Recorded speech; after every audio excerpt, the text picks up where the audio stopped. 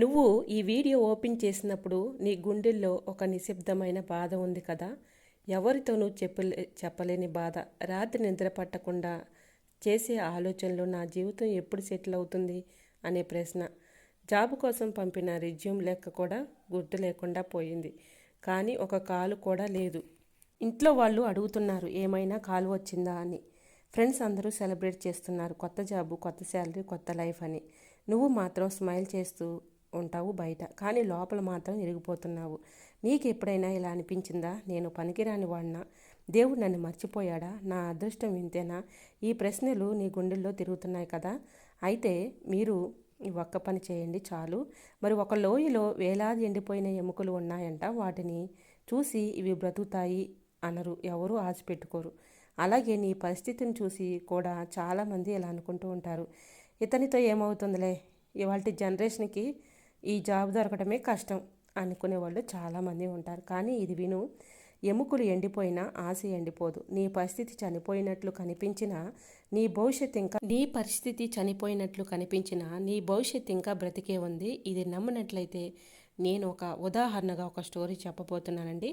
ఈ స్టోరీ చెప్పే ముందు చిన్న రిక్వెస్ట్ అండి. ఫస్ట్ టైం మన ఛానల్ ఎవరైనా చూస్తూ ఉన్నట్లయితే ఒక్కసారి ప్రీవియస్ వీడియో చూడండి, మీకు నచ్చుతాయి.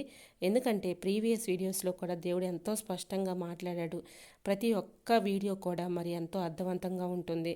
కష్టాల్లో, బాధల్లో, సుఖాల్లో, సమస్యల్లో మరి ఇలా మనకు కృంగిపోయినప్పుడు ఈ వీడియోస్ చాలా అర్థవంతంగా ఉంటాయి కాబట్టి మీకు ఆదరణ కలుగుతుంది.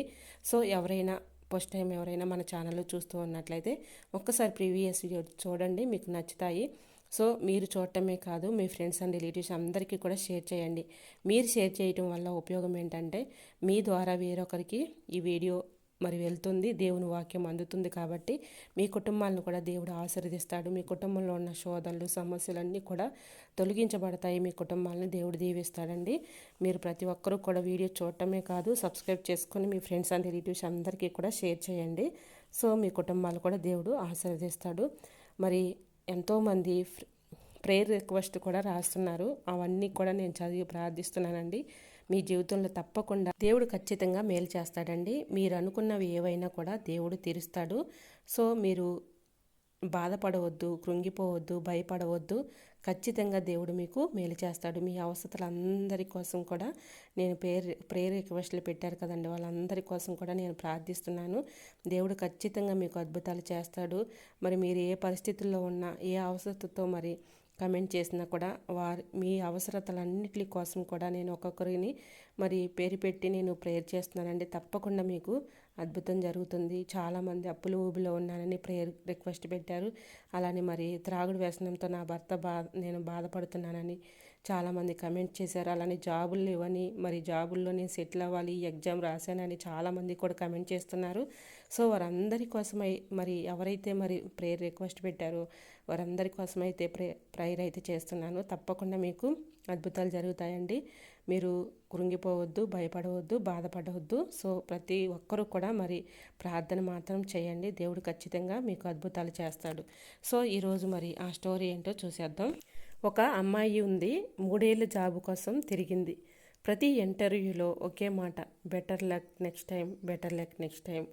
ఆమె ఒకరోజు ఇలా ఏడ్చింది, దేవుడా, నేను అంత ఇలువలేని వాళ్ళన. ఆ రాత్రి ఆమె చదివింది యెహెజ్కేలు గ్రంథము 37వ అధ్యాయము. ఎండిపోయిన ఎముకల కథ.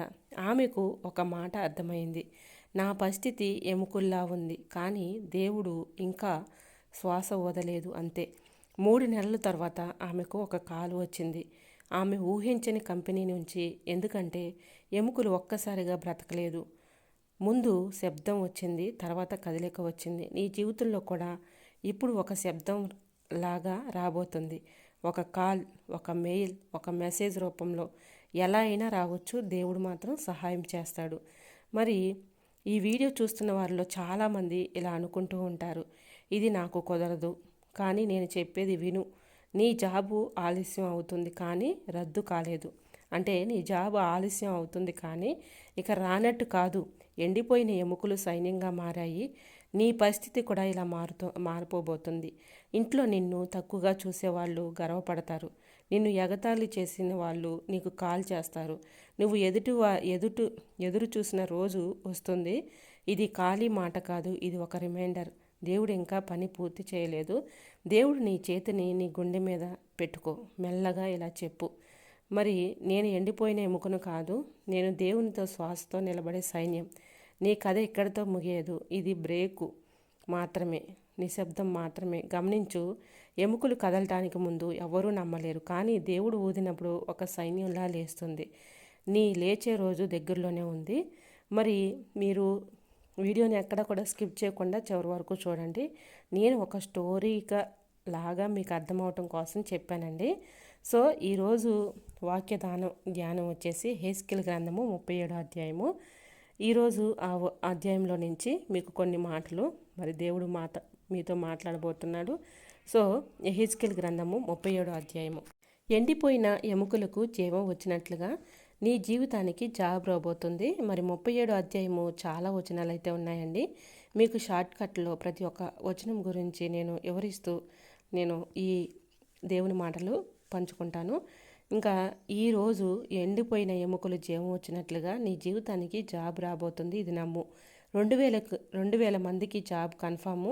ఎండిపోయిన స్థితి నుంచి దేవుడు లేపబోతున్నాడు. మరి ప్రియమైన సహోదరులారా, ఈ వీడియో చూసే నీ పరిస్థితి ఏమిటో నాకు తెలియదా? కానీ ఒక విషయం మాత్రం ఖచ్చితంగా తెలుసు. నీవు ఎదురు చూస్తున్న జాబు ఆలస్యం అవుతుందేమో, కానీ అది మాత్రం రద్దు కాలేదు. ఎవరైనా చెప్పారా నీకు జాబ్ రావడం కష్టం, నీ చదువు పనికిరాదు, నీ అదృష్టం బలహీనంగా ఉంది? ఈరోజు దేవుడు నీతో చెప్తున్న మాట, నీ పరిస్థితి ఎండిపోయిన ఎముకలు లాంటిదైనా నేను జీవం పోస్తాను. మరొక్కసారి మాట, నీ పరిస్థితి ఎండిపోయిన ఎముకలు లాంటిదైనా నేను జీవం పోస్తాను అని దేవుడు మరి నీతో స్పష్టంగా మాట్లాడుతున్నాడండి. మరి నువ్వు జాబు రావడం లేదని కృంగిపోతున్నావా, బాధపడుతున్నావా? మరి నువ్వు వేదన చెందుతున్నావా? నువ్వు వేదన చెందొద్దు. నీ పని ఒక్కటే, ప్రార్థించు. దేవుడు ఖచ్చితంగా మరి నీకు జాబ్ ఇవ్వబోతున్నాడు. నువ్వే సాక్ష్యం ఇస్తావన్నమాట. నాకు జాబ్ వచ్చింది సిస్టర్ అని మరి కమెంట్ సెక్షన్లో తప్పకుండా కమెంట్ చేస్తారు. సో అంత దేవుడు మరి ఒక హామీ అనేది ఇస్తున్నాడు. నీ పరిస్థితి ఎండిపోయిన ఎముకలు లాంటిదైనా నేను జీవం పోస్తాను. మరి దేవుడు ఒక దర్శనం చూస్తాడు. ఒక లోయలో వేలాది ఎముకలు పూర్తిగా ఎండిపోయినవి, ఆశ లేకుండా. దేవుడు అడుగుతాడు, ఈ ఎముకలు బ్రతకగలవా? మన జీవితంలో కూడా ఇదే ప్రశ్న. నీ ఇంట్లో అప్పులు ఉన్నాయి, ఇంటర్వ్యూల్లో రాసి రిజెక్ట్ అయ్యావా? ఫ్రెండ్స్ అందరికీ జాబు వచ్చింది, నీకు మాత్రం లేదు. నీ సీవీ పంపిన కాల్ కూడా రాలేదు. నీ పరిస్థితి కూడా ఆ ఎండిపోయిన ఎముకలు లాంటిదే అనిపిస్తుంది కదా. మరి నువ్వు ఎన్నో విషయాల్లో మరి కృంగిపోయి ఉంటావు. మరి నీ మనసులో నువ్వే ఏడ్చేసి ఉంటావు. కానీ దేవుడు ఒక మాట చెప్పాడు, నేను శ్వాస ఊదితే ఇవి బ్రతుకుతాయి. ఒక యువకుడు మరి ఒక స్టోరీలాగా చెప్తున్నానండి మీకు అర్థమవటం కోసం. ఒక యువకుడు ఉన్నాడు. డిగ్రీ పూర్తయ్యాక 2 సంవత్సరాల జాబ్ కోసం తిరిగాడు. ప్రతి ఇంటర్వ్యూలో మరి ఒకే మాట, విల్ కాల్ యూ బ్యాక్ అనే. కానీ కాల్ రాలేదు. ఇంట్లో వాళ్ళ ఒత్తిడి బాగా పెరిగిపోతుంది. మరి సొసైటీలో చాలా ప్రశ్నలు ఇవన్నీ ఉంటున్నాయి. మనసులో డౌటు, నేను పనికిరాని వాడినేనా? ఒకరోజు అతను యెహెజ్కేలు 37వ అధ్యాయము చదివాడు. ఎండిపోయిన ఎముకలు అన్న వాక్యము చదివినప్పుడు తన పరిస్థితి గుర్తొచ్చింది.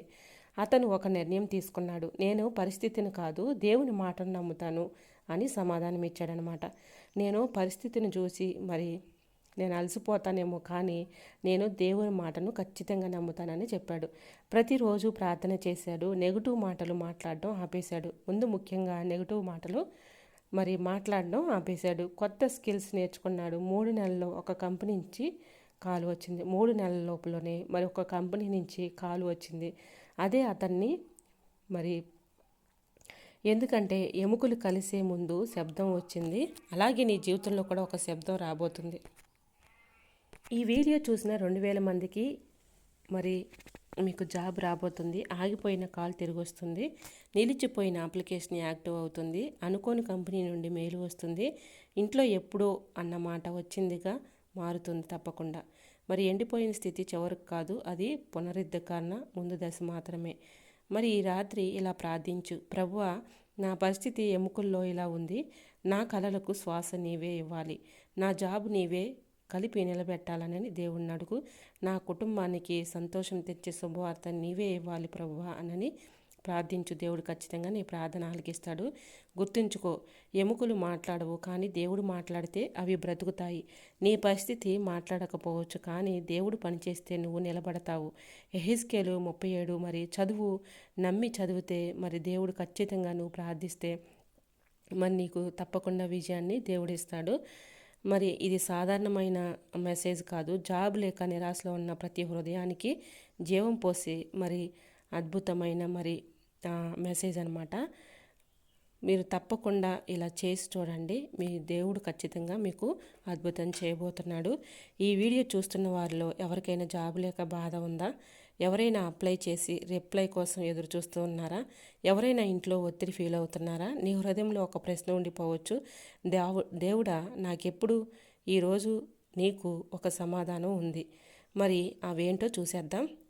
ఈరోజు 4 పాయింట్లు అయితే చెప్పబోతున్నాను. మరి నీ పరిస్థితి ఏంటి అనేది ఒక పాయింట్ అనమాట. జాబ్ లేకపోవడం కేవలం డబ్బుల సమస్య కాదు, అది గౌరవ సమస్య, అది ఆత్మవిశ్వాస సమస్య, అది ఇంట్లో ప్రశ్నల సమస్య, అది మనసులో నిశ్శబ్దంగా ఏడ్చే బాధ. ఫ్రెండ్స్ సెటిల్ అవుతున్నారు, సోషల్ మీడియాలో అందరూ సక్సెస్ చూపిస్తున్నారు, నీకు మాత్రం మరి పెండింగ్లో ఉంది. నీ పరిస్థితి ఎండిపోయిన ఎముకల్లో ఇలా అనిపిస్తుందా? మరి దేవుడు మీతోనే మాట్లాడుతున్నాడు. దేవుడు ఖచ్చితంగా అద్భుతం చేస్తానని. యెహెజ్కేలు 37లో జరిగిన అద్భుతం. దేవుడు ప్రవక్తను ఒక లోయకు తీసుకెళ్లాడు. అక్కడ ఎముకలు మాత్రమే ఉన్నాయి, జీవం లేదు. దేవుడు అడిగాడు, ఈ ఎముకలు బ్రతుకుతాయా అనని. మనసులో దేవుడు నిన్ను కూడా అడుగుతున్నాడు, నీ కెరీర్ మళ్ళీ బ్రతుకుతుందా? ప్రవక్త చెప్పింది, ప్రభువా నీకే తెలుసు. అప్పుడు దేవుడు మాట్లాడగానే ఎముకలు కలిశాయి, నరాలు వచ్చాయి, శ్వాస వచ్చింది. అవి సైన్యంగా నిలిచాయి. ఇది విను. నీ పరిస్థితి ఎండిపోయినట్టు కనిపించిన దేవుడు ఒక మాట ఇచ్చాడు చాలు. మరి మూడవదిగా, నీ జీవితానికి అప్లై చేయడం ఎలా? మరి నీ జీవితానికి అప్లై చేసుకోవడం ఎలా? నీ రుజ్యం ఎముకల్లా ఉంది అనిపించవచ్చు, నీ టాలెంటు కనిపించడం లేదు అనిపించవచ్చు, కానీ దేవుడు నీలో శ్వాస పెట్టిన రోజు నీకు కాలు వస్తుంది. భయపడవద్దు. ఎవరైనా ఈరోజు ఇలా అనుకుంటూ ఉంటారు, నేను పనికిరాని వాడినేమో, నేను పనికిరాని దాన్నేమో అని అనుకుంటూ ఉంటాడు. అది అబద్ధం అండి. ఎండిపోయిన ఎముకలు పనికిరావు అనుకున్నారు, కానీ దేవుడు వాటిని సైన్యంగా మార్చాడు. అలాగే నేను ఉద్యోగిగా మాత్రమే కాదు, నీ కుటుంబానికి ఆశగా నిలబెడతాడు. నిన్ను మరి దేవుడు ఉద్యోగమే కాదండి, నీ కుటుంబానికి మరి నువ్వు తోడుగా నిలవాలి, ఆశగా నిలబెడతాడని చెప్తున్నాడు దేవుడు. ఇంకా 4వదిగా ప్రార్థన. ప్రభువా నా పరిస్థితి ఎండిపోయిన లోయలా ఉంది, నా కలలకు శ్వాస నీవే, నా జాబు నీవే తెరవాలి, నా ఇంట్లో సంతోషం నీవే తీసుకురావాలి, నన్ను నిలబెట్టయ్యా ఏసయ్యానని ప్రార్థించండి. దేవుడు ఖచ్చితంగా నీ మొర ఆలకిస్తాడు, నీకు జాబ్ ఇస్తాడు, నువ్వే ఒక సాక్ష్యం అనేది ఇస్తావు. ఇంకా మరి ఈ వీడియో చూస్తున్న ప్రతి ఒక్కరికి కూడా చెప్తున్నాను, ఆలస్యం మాత్రం ముగుస్తుంది. అవకాశాలు కలుస్తున్నాయి, అవకాశాలు రాబోతున్నాయి. ఫోన్ కాల్ దగ్గరలోనే ఉంది, మెయిల్ రెడీగా ఉంచుకో. మరి యెహెజ్కేలు 37 చెప్తుంది, లోయే నీ విజయానికి ప్రారంభమవుతుంది. ఈ రాత్రి ఈ అధ్యాయము చదువు, నమ్మి చదువు, ఎందుకంటే నీ కెరీర్కు శ్వాస రాబోతుందనమాట.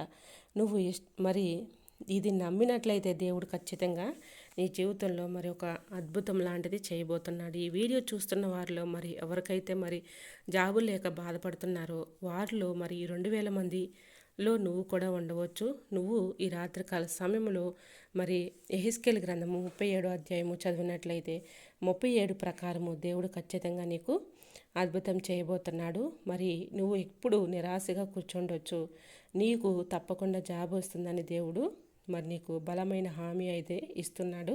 నువ్వు నిరాశ చెందొద్దు, కుమిలిపోవద్దు, బాధపడవద్దు.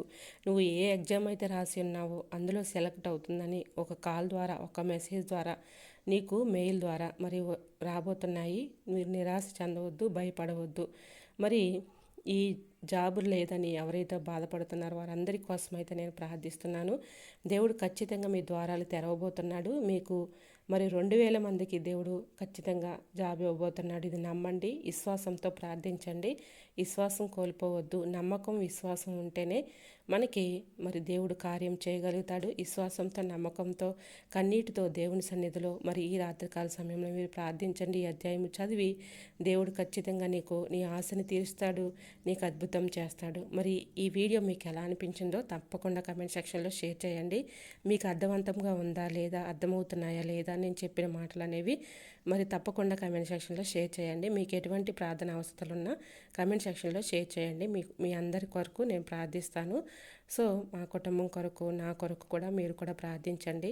మరి మీరు ఏదైతే కావాలనుకుంటున్నారో, ఏదైతే మరి మీకు ఏ ఊబిలో ఉన్నారో, అప్పుల ఊబిలా మరి లేకపోతే ఏదైనా జాబు లేక బాధపడుతున్నావా, కుటుంబంలో ఆర్థిక సంబంధమైన సమస్యల, గృహాలు లేక ఇబ్బంది పడుతున్నావా, ఇళ్ల స్థలం లేదని ఇల్లు కట్టుకోవాలన్న ఆలోచనతో ఉన్నావా, ఏ విధమైన మరి అవసరాలైనా మరి కమెంట్ సెక్షన్లో కమెంట్ చేయండి. మీ అందరి కొరకు నేను ప్రార్థిస్తాను.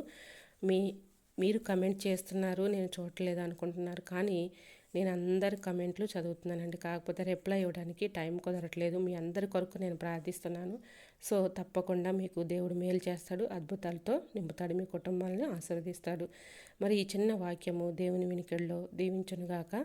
మరొక వీడియోతో మళ్ళీ కలుసుకుందాం. దేవుడు మీ అందరినీ దీవించునుగాక. ఆమేన్. Praise the lord.